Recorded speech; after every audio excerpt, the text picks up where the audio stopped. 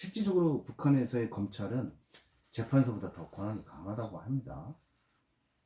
그래서 8절에 보면 검찰소와 재판소가 같이 좀 나와 있고, 그래서 한번 읽어보겠습니다. 검찰 사업은 중앙검찰소, 도시, 군 검찰소와 특별검찰소가 있다. 뭐 이렇게 돼 있고요. 그런데 이 검찰소의 임무는 156조 한번 보시면 국가의 법을 정확히 지키는지를 감시한다. 뭐 우리와 뭐 글쎄요, 예, 같다고 봐야 되고, 어, 또 어떻게든 이제 헌법적 권리와 생명재산을 보호한다. 3조 뭐 이렇게 돼 있습니다. 그래서 실질적으로 이 검찰소는 그 북한의 사법적인 기능을 많은 부분을 관여한다고 합니다. 그러면 그 실제로 뭐 우리나라로 치면 우리나라 검찰, 뭐 감사원, 뭐 이런 거 다 모든 걸 다 검찰소에서 하는 것 같아요. 그 다음에 159조에서 이제 재판은 중앙재판소, 도재판소, 뭐 시, 군인재판소, 특별재판소가 한다. 뭐 이런 식으로 돼 있어요. 그러니까 검찰소의 권한이 훨씬 세고, 그 다음에 이제 재판소. 실제로, 그렇다고 해요. 그렇게 뭐, 검찰소가, 검찰이 훨씬 더 힘이 세다고 뭐 이렇게 합니다. 자, 그래서 우리나라는 한번 보면, 우리나라는 이제 뭐 어찌됐든 헌법적으로 보면, 검찰은 행정부에 이제 그 딸린 청이고, 사법부는 이제 별도의 장으로 구성이 되어 있습니다. 그러나 북한은 중앙검찰소와 재판소가 더 있고, 검찰소가 더 위에 있다. 뭐, 위에 있다기보다는 더 먼저, 어, 제시가 되고 있다. 이렇게 보시면 되고요. 그 다음에 이제 그 우리나라는 1심, 2심, 대법원, 최고법원이 대법원이지 않습니까? 그래서 3심제인데 북한은 실질적으로 이제 거의 2심제 형태로 돼 있다고 합니다. 그래서 도인민재판소에서 하고 실제로 뭐 가는 경우는 별로 없는데 중앙재판소가 이제 2심제 제도를 하고 있습니다. 근데 사실 이제 특별재판소가 좀 있어서 군사, 철도 뭐 이런 특별재판소는 거의 1심이라고 하더라고요. 그 뭐 저번에 그 장성태 같은 경우도 거의 뭐 1심에서 끝나고서 뭐 사형 더 집행당하는 거잖아요. 그것처럼 거의 1심으로 특별재판소 같은 경우는 1심으로 운영되고 있다고 하더라고요. 우리나라는 다르고요.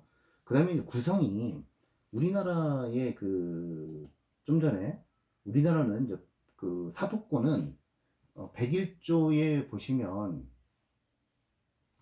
법 사법권은 법관으로 구성된 법원에 속한다 그렇게 돼 있고 법관의 자격은 법률을 정한다 뭐 이런 식으로 돼 있습니다. 그래서 우리나라는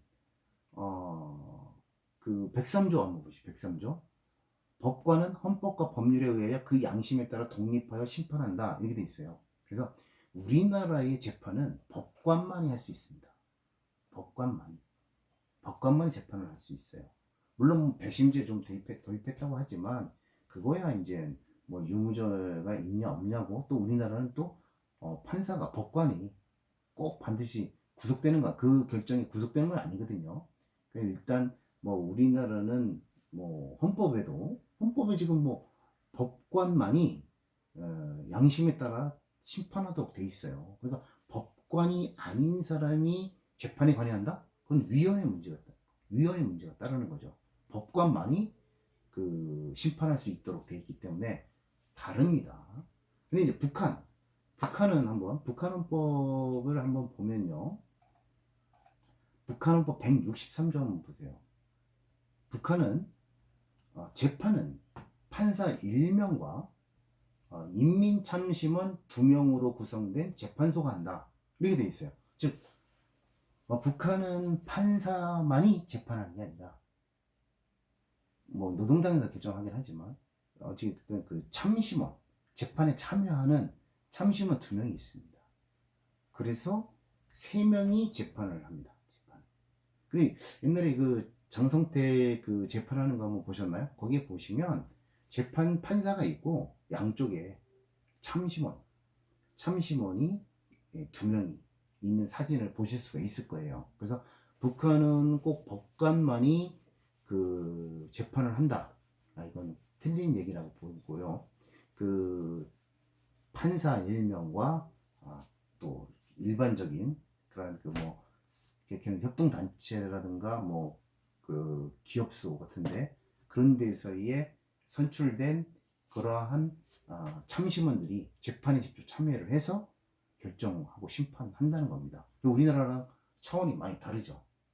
그래서 북한의 그 사법부는 이렇게 구성이 돼 있다라는 겁니다. 우리나라랑 차이가 나는 부분들이 있습니다. 그래서 지금까지 이제 헌법 조문을 보면서 이제 좀 설명을 좀 드렸습니다.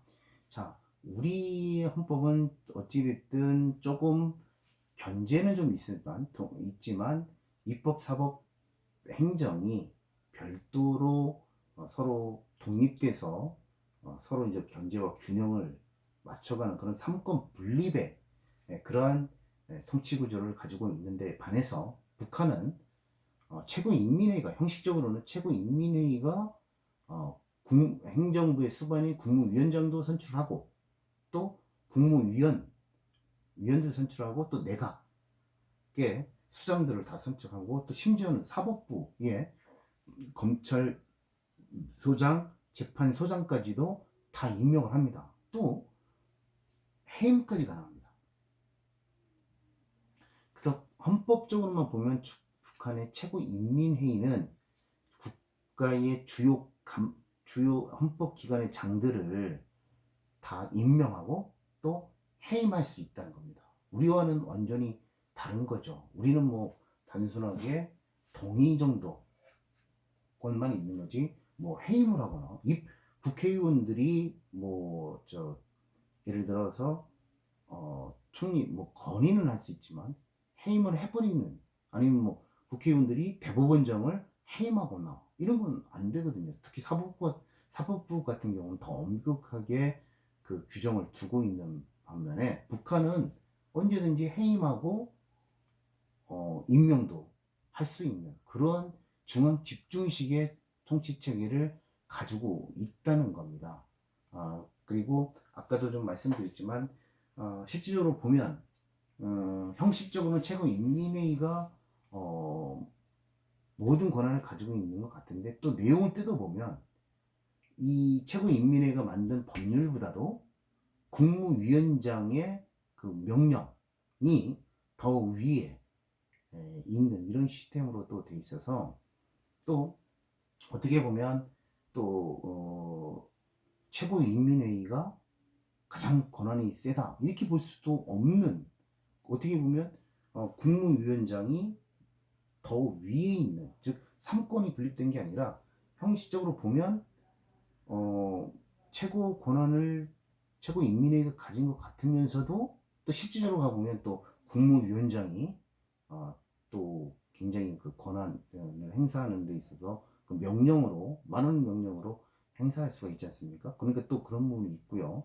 또 사법부에서도 우리나라와 달리 북한은 그러한 그 판사로만 결정되어 있는 게 아니라 일반의 그 구성원들도 재판에 참여해서 심판을 하는 이러한 구조들이로 돼 있습니다. 우리와는 좀 다른 그런 시스템으로 좀 돼 있습니다. 이건 헌법의 문제만 가지고 그런 거예요. 실질적으로 보면 북한은 왜 그럼 최고인민회의가 형식적으로 최고의 권한을 가지고 있느냐? 이것은 사실 북한의 모든 통제는 사실상 조선 노동당이 권한을 행사하고 있습니다.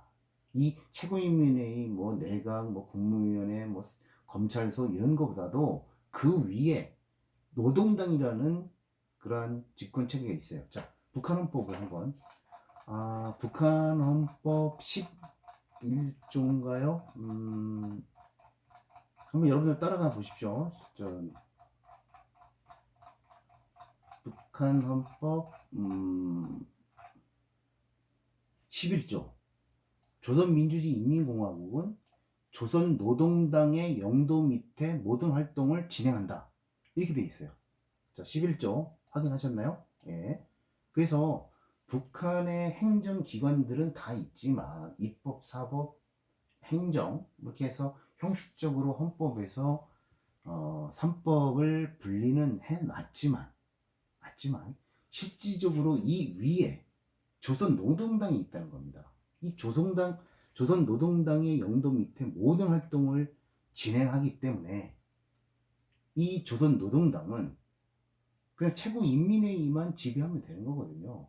최고인민회의를 해서 조선노동당에서 모든 결정을 하면 최고인민회의에 내려놓으면 최고인민회의가 그 결정된 사항을 최고인민회의가 국무위원장적으로 임명하고 내각 총리도 임명하고 재판소장도 임명하고 이런 절차를 거치는 거죠. 그냥 조선노동당 입장에서는 최고인민회의만 통제하면 되는 거잖아요. 최고인민회의가 모든 결정을 하니까 모든 형식적인 집행을 하니까. 그래서 북한은 그 조선노동당이라는 그 완전히 우리 민주체제와는 다른 당이 지배하는 그런 나라 사회주의 국가다 보니까 우리와는 그러한 통치 체제들이 많이 다른 거예요. 그래서 북한의 이제 통치 구조에 대해서 잠깐 좀 설명을 오늘 이제 2시간, 3시간에 걸쳐서 셋째 시간에 걸쳐서 설명을 좀 드렸습니다. 그 북한이 오늘 설명드린 부분에 대해서 헌법을 한번 보십시오. 이제 행정조직법은 그 법원, 즉 법의 근원이 되는 근거가 제일 먼저 헌법이거든요. 우리 헌법에 아까 말씀드렸던 입법부, 행정부, 그리고 사법부, 그리고 이제 그 선거관리위원회, 지방자치, 이런 식으로 통치 구조가 돼 있고, 북한은 우리와는 비슷하면서도 기능에 있어서는 상당히 좀 다르다고 말씀을 드렸습니다. 그래서 최고인민회의가 국회 기능을 가고 있고, 이제 행정부의 최고 정점에 우리식으로 보면 대통령의 파트너인 국무위원회 위원장, 그리고 국무위원회가 있고, 그 다음에 이제 내각이 있고, 이게 이제 행정부고요. 그 다음에 이제 검찰소를 어쨌든 사법부로 받을지는 모르겠지만 북한에는 중앙재판소, 중앙검찰소, 검찰소가 더 위상이 높다고 봐야 되겠죠. 예. 그래서 북한의 통치 구조하고 우리의 통치 구조를 한번 살펴봤습니다. 이 구조들을 눈으로 한번 제가 이제 그 설명을 드리면서 헌법 조문들 다 이제 말씀을 좀 드렸는데 눈으로 한번 확인해 보시고 북한의 헌법을 우리 헌법과 한번 비교를 하면서 한번 이해하는 것도 북한을 이해하는 데 있어서 중요하다고 볼 수가 있습니다. 그래서 앞으로는 이제 설명을 하면서 북한의 이야기도 조금씩 이제 할 겁니다. 그래서 오늘의 이 북한의 기본적인 통치 구조, 이러한 시스템을 한 번쯤 다시 한번 숙지를 좀 하시게 되면 앞으로의 그 행정조직법 설명을 하면서 좀 도움이 좀 되실 거다라는 생각이 좀 듭니다. 그래서 우리 통치 구조하고 북한의 통치 구조, 이 부분들은 다시 한번 살펴보시는 걸로 하고 오늘 수업은 여기까지 하는 걸로 하겠습니다. 장시간 1차 시에서의 통치 구조, 그리고 2차 시와 3차 시에서 북한과 남한의 입법, 사법, 행정을 살펴봤습니다. 비대면으로 수업을 하다 보니까 이제 칠판에 이렇게 좀 써가면서 설명을 드렸으면 좀 더 나을 뻔했는데 그렇지 못한 부분은 좀 아쉬운 부분이 좀 있습니다. 그렇지만 한번 법조문을 보면서 이렇게 눈으로 확인하시면 그렇게 어려운 부분은 아니라고 봅니다. 그래서 다시 한번 좀 시간이 나실 때 헌법 조문을 한번 살펴보시면 더 도움이 될 거라고 봅니다. 네, 수고하셨습니다.